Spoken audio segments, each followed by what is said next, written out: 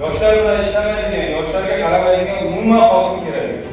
Har yili hurmatli prezidentimiz bizlarga yoshlar bilan qanaqa ishlash kerakligini hamma viloyatdagi yoshlar uchun juda katta dam olish maskaniga aylandi. Prezidentimiz shuncha e'tiroz qildi. Qanday mas'uliyatsiz bo'lishi tushunchali bor. Hech kim yosh bola emas-ku, 20 marta gapirmaydi-ku, nimaga mas'uliyat sezmaydi? Ishsiz bo'lsa, uni nima uchun yer berasan, kim bo'lmasa. Ishlatanlarning yerida hech kim bormagan joyda naqadar ko'zilmas yer. Hozir qancha tursa bu yoshlar shuncha zararsiz foydalanadi.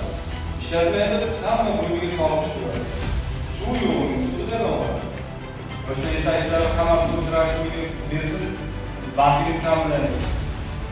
Bu yoshlar yetakchiligini bilgan, aksariyatida xato chiqadi.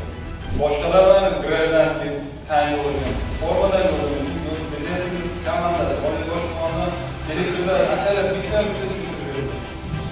Bundan ushlab olganlar yerga tashkil chiqarib aytadi, g'alati bittasini.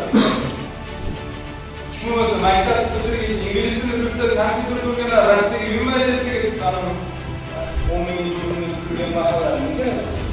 Nima qiladi? Hamma aqlli tushuncha odamlar yetdigan mana shu narsa gapirdi. Telegram o'rtasida yozib, nima qiladi yeydi? Ha, mo'yin chiqadi. Hozir bungacha xizmatchilar kim yo'lchigan bo'lsa, qattiq chora ko'radi. Aniqlaysalar, kim qani ertalabda chaqirgan kechasi. Bor mahallaga borsin. Yursin. Ko'rsat bor.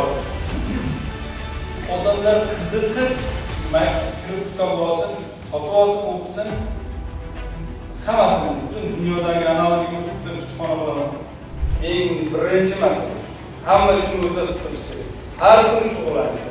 O'zini farzandidan boshlab, o'ziga biriktirilgandan, o'zini mahallasidagi maktabdan, o'zining ko'chasidagi yosh bilan hammasini